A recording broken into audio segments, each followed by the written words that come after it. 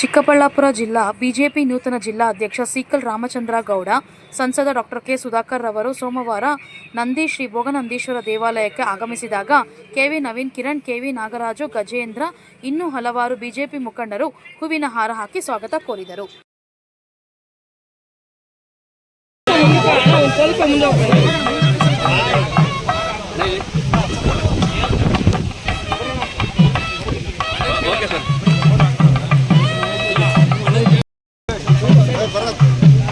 ಎಲ್ಲ ಅಗಲ ಇಟ್ಕೊಳ್ಳೋಣ ಅಣ್ಣ ಸ್ವಲ್ಪ ಜಾಗ ಅಣ್ಣ ಸ್ವಲ್ಪ ಸೈಡ್ ಬಂದ್ಬಿಡಿ.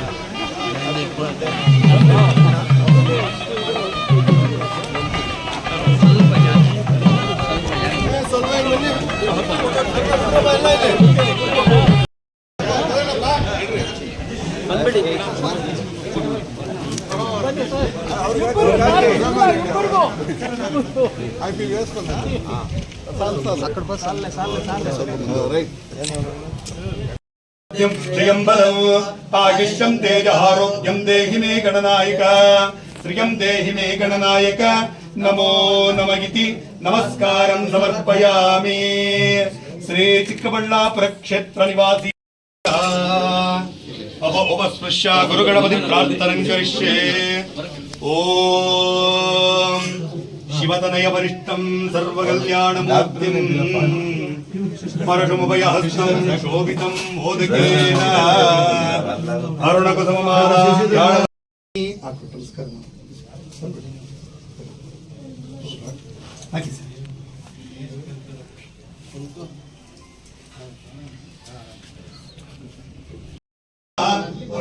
దేవస్య వత్తే నమః, రుద్రస్య దేవస్య వత్తే నమః, ఉగ్రస్య దేవస్య వత్తే నమః, దేవస్య దేవస్య వత్తే నమః, మహాదో దేవస్య వత్తే నమః.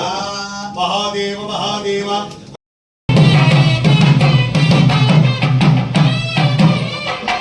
ಚಿಕ್ಕಬಳ್ಳಾಪುರ ಜಿಲ್ಲಾ ಬಿಜೆಪಿ ನೂತನ ಅಧ್ಯಕ್ಷರಾಗಿರುವ ಸೀಕಲ್ ರಾಮಚಂದ್ರ ಗೌಡರವರು ಹಾಗೂ ಚಿಕ್ಕಬಳ್ಳಾಪುರ ಲೋಕಸಭಾ ಸಂಸದರಾದ ಡಾಕ್ಟರ್ ಕೆ ಸುಧಾಕರ್ ರವರು ಸೋಮವಾರ ಬೆಳಗ್ಗೆ ನಂದಿ ಶ್ರೀ ಭೋಗನಂದೀಶ್ವರ ದೇವಾಲಯದಲ್ಲಿ ವಿಶೇಷ ಪೂಜಾ ಸಲ್ಲಿಸಿದರು.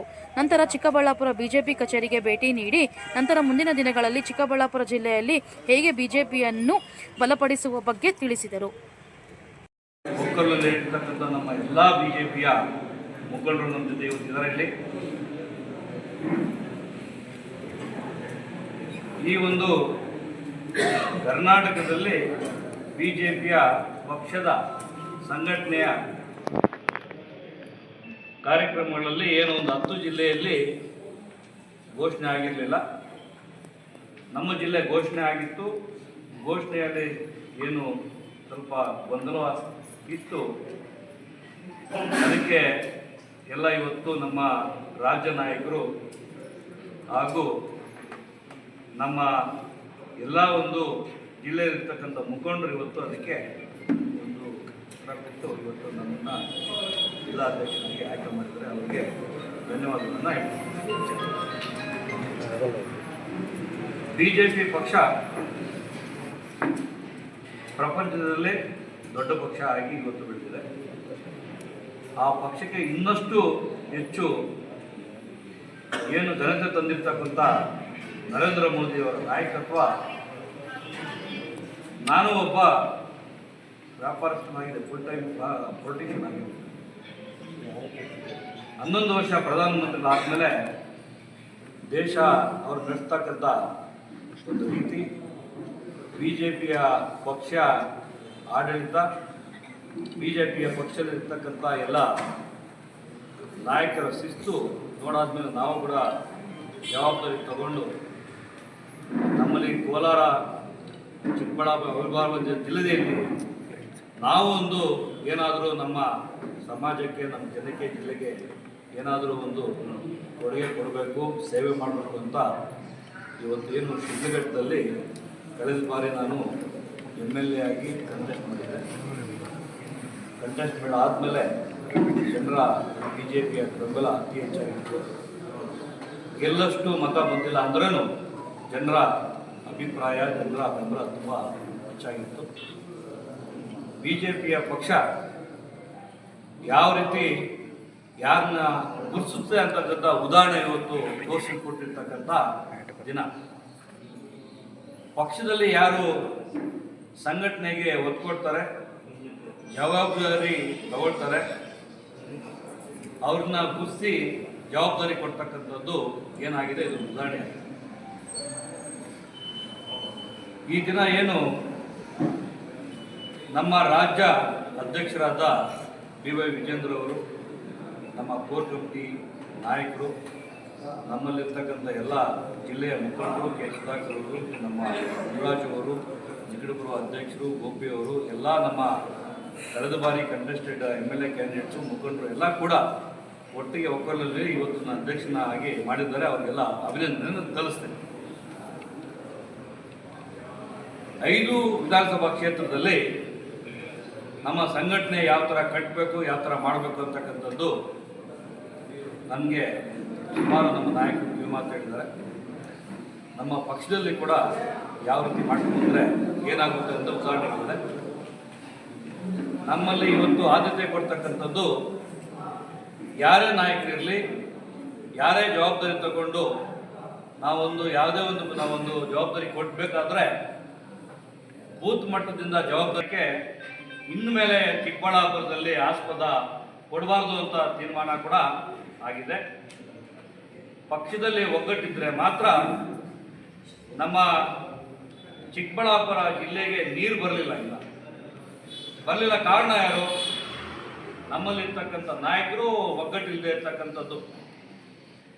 ಇವತ್ತು ಬೂತ್ ಮಟ್ಟದಲ್ಲಿ, ತಳಮಟ್ಟದಲ್ಲಿ ಪಕ್ಷ ಕಟ್ಟಿ ಸರ್ಕಾರಕ್ಕೆ 5 ಸೀಟು ಕೊಟ್ಟಿದ್ದೆ. ಆದರೆ ಒಕ್ಕರ್ಲಲ್ಲಿ ನಾವು ಎಲ್ಲರೂ ಕೂತ್ಕೊಂಡು ನೀರು ತರತಕ್ಕಂಥ ಕೆಲಸ ಮಾಡ್ಬೋದು.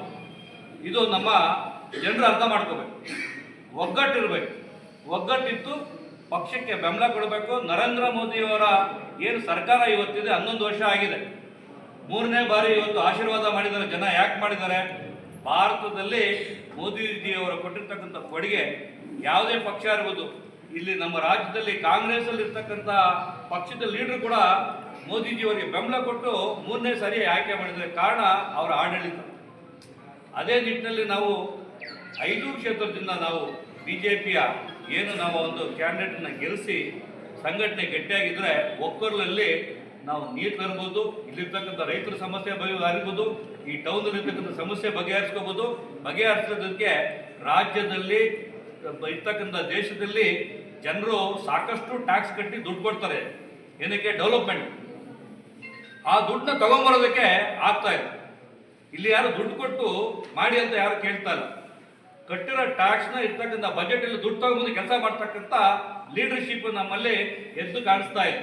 ಅದನ್ನು ಮಾಡಬೇಕಾದ್ರೆ ಎಲ್ಲರೂ ಒಗ್ಗಟ್ಟಾಗಿ ಇರಬೇಕು. ಒಗ್ಗಟ್ಟು ಮಂತ್ರನೇ ಇವತ್ತು ನಮಗೆ ಕೊಡ್ತಕ್ಕಂಥ ಎಲ್ಲ ಒಂದು ಆಶೀರ್ವಾದ.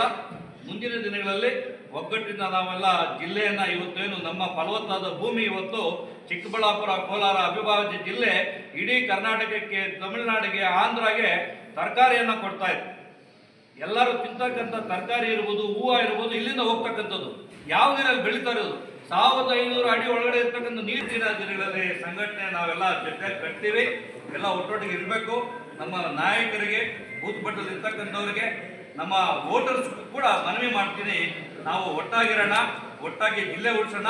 ಈ ಒಂದು ನಮ್ಮ ರೈತರ ಕಣ್ಣೀರನ್ನ ಅಳಿಸೋಣ ಅಂತೇಳಿ ನನಗೆ ಕೊಟ್ಟಿರ್ತಕ್ಕಂಥ ಜವಾಬ್ದಾರಿಯನ್ನು ಅತಿ ಹೆಚ್ಚು ಟೈಮ್ ಕೊಟ್ಟು 3 ವರ್ಷ ಕಾಲದಲ್ಲಿ ನೆಕ್ಸ್ಟ್ ಎಲೆಕ್ಷನ್ವರೆಗೂ 5 ಗೆಲ್ತಕ್ಕಂಥ ಕಾರ್ಯಕ್ರಮ ಏನೆಲ್ಲ ಮಾಡಬೇಕು ಎಲ್ಲರೂ ಸಹಕಾರ ಕೊಡಿ.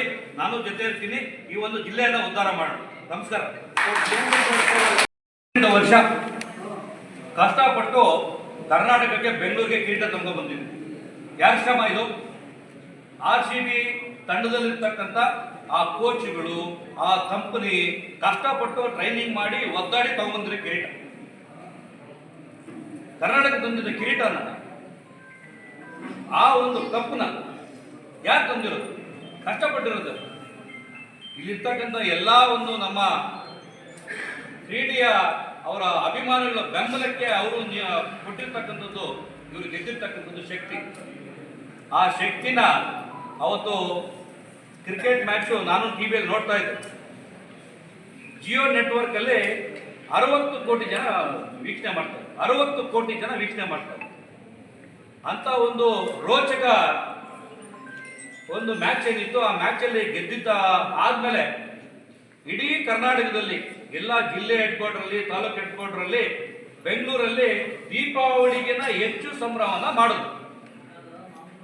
ಆ ಸಂಭ್ರಮ ಮಾಡಿರ್ತಕ್ಕಂಥ ಆ ಪಾಪ್ಯುಲಾರಿಟಿನ ಇವರು ಗ್ರಾಪ್ ಮಾಡಬೇಕು ಅಂತೇಳಿ ಏನು ಗ್ಯಾರಂಟಿಗಳು ಕೊಟ್ಟು ಇವತ್ತು ದಿವಾಳಿ ಆಗೋಗಿದೆ. ರೋಡ್ಗಳಲ್ಲಿ ಗುಂಡಿ ಮುಚ್ಚಕ್ಕೆ ದುಡ್ಡಿಲ್ಲ, ಕೆಲಸ ಮಾಡ್ತಾ ಇದೆ. ಇವರು ಸರ್ಕಾರನ ಎತ್ತಿ ತೋರಿಸೋದಕ್ಕೆ ವಿಧಾನಸಭಾ ಮೆಟ್ಲತ್ರ ಕಾರ್ಯಕ್ರಮ ಹಮ್ಮಿಕೊಂಡು, ಯಾವುದು ಸರ್ಕಾರ ಇಲ್ಲ, ಇದು ಒಂದು ರಾಷ್ಟ್ರ ಮಟ್ಟದ ಒಂದು ಕಂಪನಿ, RCB ಕಂಪನಿ, ಒಂದು ಕಂಪನಿ ಪ್ರೈವೇಟ್, ಅವ್ರನ್ನ ಎತ್ಕೊಂಡ್ಬಂದು ರಾಜ್ಯದ ಪ್ರೋಟೋಕಾಲ್ ಅಲ್ಲಿ ಎತ್ಕೊಂಡ್ಬಂದು ಒಂದು ಏನು ಕಾರ್ಯಕ್ರಮ ಹಮ್ಮಿಕೊಂಡಿದ್ರು, ಗೌರವಿಸಲಿ. ಆದ್ರೆ ಆ ಬಂದಿರ್ತಕ್ಕಂಥ ಜನ ಒಂದು ಅಭಿಮಾನಿಗಳಿಗೆ ಒಂದು ಸೌಕರ್ಯ ಮಾಡಿಲ್ಲ, ಮಾಡಕ್ಕಾಗಲ್ಲ ಅಂತ ಹೇಳಿದ್ರು ಅಧಿಕಾರಿಗಳ ಮಾತು ಕೇಳಿಲ್ಲ. ಒಂದು ಜನ 4 ಜನ ಸತ್ರನು ಮತ್ತೆ ವಾಪಸ್ಸು ಚಿನ್ನಸ್ವಾಮಿ ಸ್ಟೇಡಿಯಂ ಕಳಿಸಿ ಆ ಸ್ಟೇಡಿಯಂ ಮೇಲೆ ಗೇಟ್ ಓಪನ್ ಮಾಡಿ ಅಂತ ಹೇಳಿಲ್ಲ, ಅವರು ಓಪನ್ ಮಾಡಿಲ್ಲ. ಅಷ್ಟೊಂದು ಲಕ್ಷಾಂತರ ಜನ ಹೋಗಿ ಗೇಟ್ಗಳ ಮೇಲೆ ಬಿದ್ದು ಇವತ್ತು ಸತ್ತಿರ್ತಕ್ಕಂಥ ದುರ್ಮರಣ ಆಗಿರ್ತಕ್ಕಂಥ ತಂದೆ ತಾಯಿಗಳ ಬಾಧೆ ನೋಡ್ಬೇಕು. ಅವರು ಕೂತು ಹೇಳಿದ್ರೆ ಆಗಲ್ಲ, 10 ಲಕ್ಷ ಕೊಡ್ತೀನಿ, 25 ಲಕ್ಷ ಕೊಡ್ತೀನಿ ಅಂದ್ರೆ ಜೀವ ತರಕಾಗತ್ತ? ಕೋಟಿ ಕೊಟ್ಟರು ಕಡಿಮೆ ಇಲ್ಲ. ಈ ಒಂದು ಸರ್ಕಾರ ಮಲಗಿಬಿಟ್ಟಿದೆ. ಈ ಪ್ರಚಾರದನ್ನ ಎತ್ಕೊಂಡ್ಬಂದು ಏನೋ ಕಿರೀಟ ಎತ್ಕೋಬೇಕು, ಎತ್ಕೊಂಡು ಕಪ್ಪನ್ನ ಎತ್ಕೊಂಡು ತೋರಿಸ್ಬೇಕು, ಕಿರೀಟ ಇಟ್ಕೋಬೇಕಂತ ಏನು ಮಾಡಿರ್ತಕ್ಕಂಥದ್ದು ತಪ್ಪಿದೆ. ಈ ತಪ್ಪಲ್ಲಿ ಏನು ಮಾಡಿರ್ತಕ್ಕಂಥದ್ದು ಯಾರು ಜವಾಬ್ದಾರಿ ಇದೆ, ಯಾರು ಮಂತ್ರಿಗಳು ಮತ್ತೆ ಮುಖ್ಯಮಂತ್ರಿಗಳು ಯಾರು ಜವಾಬ್ದಾರಿ ಇರ್ತಕ್ಕಂಥವ್ರು ರಾಜೀನಾಮೆ ಕೊಟ್ಟು ಮನೆಗೆ ಹೋಗ್ಬೇಕು. ಅಂತ ಒಂದು ಅಧಿಕಾರ ಮಾಡೋಕ್ಕೆ ಯೋಗ್ಯತೆ ಇಲ್ಲ ಅಂತ ಸೀಟಲ್ಲಿ ಕೂರಬಾರ್ದು. ಇದೊಂದು ದುರಾಡಳಿತ ಕಾಂಗ್ರೆಸ್ದು, ಒಗ್ಗಟ್ಟಿಲ್ಲ. ಇವರು ಯಾರು ಕಿರೀಟ ಎತ್ಕೋಬೇಕಂತ ಮಾಡ್ತಕ್ಕಂಥ ಕೆಲಸ ಏನಿದೆ ಅದನ್ನು ನಿಲ್ಲಿಸಬೇಕು. ಮೋದಿಯವರ ಬಂದು ಕೊಟ್ಟಿರ್ತಕ್ಕಂಥ ಎಲ್ಲ ಏನು ಕಾರ್ಯಕ್ರಮಗಳನ್ನ ಇಲ್ಲಿ ಇಂಪ್ಲಿಮೆಂಟ್ ಮಾಡಬೇಕು, ಜನಕ್ಕೆ ಸೌಕರ್ಯ ಮಾಡ್ಕೋಬೇಕಂತ ಈ ಒಂದು ವಿಶೇಷ ಕಾರ್ಯಕ್ರಮದಲ್ಲಿ ಪತ್ರಿಕಾ ಮಾಧ್ಯಮ ವಿರೋಧ ವ್ಯಕ್ತಪಡಿಸಿದ್ರು. ಆ ಕಾರಣಕ್ಕಾಗಿ ಸಂದೀಪ್ ಶೆಟ್ಟಿ ಆಯ್ಕೆಯನ್ನು ವರಿಷ್ಠರು ವಾಪಸ್ ತಗೊಂಡ್ರು. ಈಗ ತಮ್ಮನ್ನು ಆಯ್ಕೆ ಮಾಡಿದ್ದೀರಿ, ಈಗ ಸಂದೀಪ್ ಶೆಟ್ಟಿಗೆ ಯಾವ ರೀತಿ ವಿಶ್ವಾಸ ತಗೊಳ್ತಿದ್ದಾವು ಅಂತ ಸುಧಾಕರ್ ಮಾತು ನಾನು ಈಗಾಗಲೇ ತಮಗೆ ನಾನು ಹೇಳಿದ್ದೀನಿ. BJP ಪಕ್ಷ ಶಿಸ್ತಿನ ಪಕ್ಷ. BJP ಪಕ್ಷದಲ್ಲಿ ಯಾರಾದರೂ ಆಯ್ಕೆ ಮಾಡಬೇಕಾದ್ರೆ ಎಲ್ಲ ನೋಡ್ತಾರೆ. ಪಕ್ಷದಲ್ಲಿ ಸಂಘಟನೆ ಮಾಡ್ತಕ್ಕಂಥ ಈ ರೆಕಮೆಂಡೇಶನ್ಸ್ ಎಲ್ಲ, ಈ ಫ್ಯಾಮಿಲಿ ಪೊಲಿಟಿಕ್ಸ್ ಕಾಂಗ್ರೆಸ್ ಅಲ್ಲಿ ಇದೆಯಲ್ಲ, ಗಾಂಧೀಜಿಯವರ ಪೊಲಿಟಿಕ್ಸ್ ಇದೆಯಲ್ಲ, ಫ್ಯಾಮಿಲಿ ಪೊಲಿಟಿಕ್ಸ್ ಇಲ್ಲ ನಮ್ಮ BJP ಸಂಘಟನೆಯಲ್ಲಿ. ತಳಮಟ್ಟದಿಂದ ಹೋಗಿರ್ತಕ್ಕಂಥವ್ರು ಫಸ್ಟ್ ಟೈಮ್ ಆಗಿರೋ MLA ಕೂಡ CM ಮಾಡಿರ್ತಕ್ಕಂಥದ್ದು ಉದಾಹರಣೆ ಇದೆ.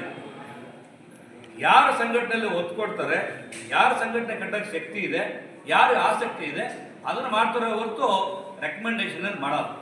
ಸಂಘಟನೆ ಕಟ್ಟಂತ ಇದು ಚೈತನ್ಯ ಇರಲಿಲ್ವ ಅಂತ ನಾನು ಹೇಳ್ತಕ್ಕಂಥದ್ದು. ಮಾಡ್ತಕ್ಕಂಥ ಇಲ್ಲಿರ್ತಕ್ಕಂಥ ಎಲ್ಲ ಕೆಲಸ ಕಾರ್ಯಗಳಲ್ಲಿ ನೀವು ತೊಡಸ್ಕೋಬೇಕು, ಮಾಡಬೇಕು ಅಂತ ಮಾಡಿರ್ತಕ್ಕಂಥದ್ದು ಇತ್ತು, ಮಾಡಿದ್ದಾರೆ. ಸಂದೀಪ್ ರೆಡ್ಡಿ ಅವರು ಏನು ಅವರಿಗೆ ಘೋಷಣೆ ಮಾಡಿರ್ತಕ್ಕಂಥದ್ದು ಏನು ತಾರತಮ್ಯ ಆಗಿದೆ ಅದನ್ನ ಮಾಡಿರ್ತಕ್ಕಂಥದ್ದು ಮತ್ತೆ ಅಳೆದು ತೂಗಿ ಎಲ್ಲಿ ತಪ್ಪಾಗಿದೆ ಕರೆಕ್ಟ್ ಮಾಡಬೇಕು ಅಂತ ಮಾಡಿ ಇವತ್ತು ಏನು ನಾನೆಲ್ಲ ಏನು ಕೆಲಸ ಮಾಡ್ಕೊಂಡು ಬಂದಿದ್ದೀನಿ ನಿಮಗೆಲ್ಲ ಗೊತ್ತಿರಬೇಕು. ನನಗೂ ಒಂದು ಮೋದಿಜಿಯವರ ಒಂದು ನಡ್ಡಾಜಿಯವರ ಆಜ್ಞೆ ಮೇರೆಗೆ ಮೆಂಬರ್ಶಿಪ್ ಮಾಡ್ಬೇಕಂತಕ್ಕಂಥದ್ದು ಏನು ಕೊಟ್ಟಿದ್ರು ನಮ್ಮ ಸಿಸ್ಟಮ್ ಏನಿದೆ ಅದು ಸುಮ್ಮನೆ ಯಾರು ಬುಕ್ಕೆಟ್ಕೊಂಡು ಕಳ್ಸಕ್ಕಂಥದ್ದಲ್ಲ, ಹಳೆ ಕಾಲ ಅದಲ್ಲ. ಈಗ ಡಿಜಿಟಲಲ್ಲಿ ಟೆಕ್ನಾಲಜಿಯಲ್ಲಿ ಏನು ಹಾಕ್ಕೊಟ್ಟಿದ್ರು ಒಬ್ಬೊಬ್ಬರ ಮನೆಗೆ ನಾನು ಹೋಗಿದ್ದೆ, ಕಾಂಗ್ರೆಸ್ಸರೇ ಇರ್ಬೋದು, ಕಾಂಗ್ರೆಸ್ ಅವರು ಕೂಡ ಆಸಕ್ತಿ ಇದೆ, ಮೋದಿ ಮೇಲೆ ಭ್ರಮೆ ಇದೆ. ಇಲ್ಲಿ ಸುಮ್ಮನೆ ನಮ್ಮ ಇಲ್ಲಿರ್ತಕ್ಕಂಥ ಲೋಕಲಲ್ಲಿ ಇರ್ತಕ್ಕಂಥವ್ರು ಈ ಕಾಮಾಲೆ ಪೆಣ್ಣಲ್ಲಿ ಕೂತಿರ್ತಕ್ಕಂಥವ್ರಿಗೆ ಪ್ರಾಬ್ಲಮ್ ಆಗಿದ್ದು. ಮೋದಿಜಿ ಅವರ ಪಕ್ಷ BJP ಪಕ್ಷ ಅಂದಿದ ತಕ್ಷಣ ನನಗೆ 56,000 ಮೆಂಬರ್ಸು. ನಾನು 3 ತಿಂಗಳು ಊರಿಗೂ ಹೋಗಿದ್ದೀನಿ, ಬೂತ್ಗೂ ಹೋಗಿದ್ದೀನಿ, ನಾನು ಮಾತಾಡಿದ್ದೀನಿ. ಫೋನ್ ನಂಬರ್ ಕೊಟ್ಟು ಅವ್ರು ಮೆಂಬರ್ಶಿಪ್ ಮಾಡಬೇಕಾದ್ರೆ ಅವ್ರು ಯಾರು ಕೆಲವರಷ್ಟೇ ಯಾರಿಗೆ ಕಾಂಗ್ರೆಸ್ನಲ್ಲಿ ಇರ್ತಕ್ಕಂಥದ್ದನ್ನ ಬಳಸ್ಕೊಂಡು ಬದುಕಬೇಕನ್ನೋರು ಮಾತ್ರ ಕೊಟ್ಟಿಲ್ಲ. ಆದರೆ ಎಲ್ಲರ ಒಂದು ಯುವಕರು ಕೊಟ್ಟಿದ್ದಾರೆ, ಮಹಿಳೆಯರು ಕೊಟ್ಟಿದ್ದಾರೆ, ವಯಸ್ಸಾಗಿರ್ತಕ್ಕಂಥವ್ರು ಅಷ್ಟು ಜನ ಕೂಡ ಮೆಂಬರ್ಶಿಪ್ ಮಾಡಿದ್ದಾರೆ. ಹಾಗಾಗಿ BJP ಗಟ್ಟಿಯಾಗಿ ರಾಷ್ಟ್ರದಲ್ಲಿ ಇರೋದ್ರಿಂದ ಇಲ್ಲಿ ಆಶೀರ್ವಾದ ಮಾಡಬೇಕು ಅಂತ ಜನಕ್ಕೂ ಮನೆ ಭಾವದಲ್ಲಿದೆ. ಈಗ ಅವ್ರನ್ನ ಪಕ್ಷಕ್ಕೆ ಯಾವ ಥರ ನಾನು ಘೋಷಣೆ ಆಗಿದ ತಕ್ಷಣ ನಾನು ಅವ್ರ ಹತ್ರ ಮಾತಾಡಿದ್ದೀನಿ, ಅವರ ಬೆಂಬಲವನ್ನು ಕೇಳಿದ್ರಿ. ಅವರು ಸಂತೋಷವಾಗಿ ಇಷ್ಟು ಮುಂಚೆ ನನಗೆ ಗೊತ್ತಿದ್ದಂಗೆ ಪ್ರಕ್ರಿಯೆಯಲ್ಲಿ ಕೂಡ ಅವ್ರನ್ನೂ ಮಾತಾಡಿರ್ತಾರೆ, ಅಭಿಪ್ರಾಯವನ್ನು ತಗೊಂಡಿರ್ತಾರೆ. ಅವರು ಸಂತೋಷವಾಗಿ ಒಪ್ಕೊಂಡಿದ್ದಾರೆ. ಜೊತೆಗಿರ್ತೀವಿ ಅಂತ ಹೇಳಿ ಪಕ್ಷ ಕಟ್ಟೋದಕ್ಕೆ ನಾನು ರೆಡಿ ಇದ್ದೀನಿ, ಜೊತೆಗಿರ್ತೀನಿ ಅಂತ ಹೇಳಿದರೆ ಅವ್ರಿಗೂ ಯಾವುದೂ ನೋವಿಲ್ಲ, ಜೊತೆಗೆ ಪಕ್ಷ ಕಟ್ಟೋಣ ಅಂತ ಅವರು ಹೇಳಿದರು. ಸರ್, ಕೆಲವು ನಿಮ್ಮ ಬಿಜೆಪಿ ಈಗಾಗಲೇ ತಮ್ಮ ಕ್ವಶನ್ಗೆ ನಾನು ಆನ್ಸರ್ ಮಾಡಿದ್ದೀನಿ. ಹಳೇದು ಮುಗಿದೋಗಿತ್ತು. 5 ಕ್ಷೇತ್ರದಲ್ಲಿ ನಾವು ಪಕ್ಷ ಗೆಲ್ಲಬೇಕಂತ ಹೇಳೋದು ನಮ್ಮ ಮಂತ್ರ ಒಂದೇ. ಬೂತ್ ಮಟ್ಟದಲ್ಲಿ ಯಾರು ಕೆಲಸ ಮಾಡ್ತಾರೆ ಅವರೇ ಲೀಡರ್.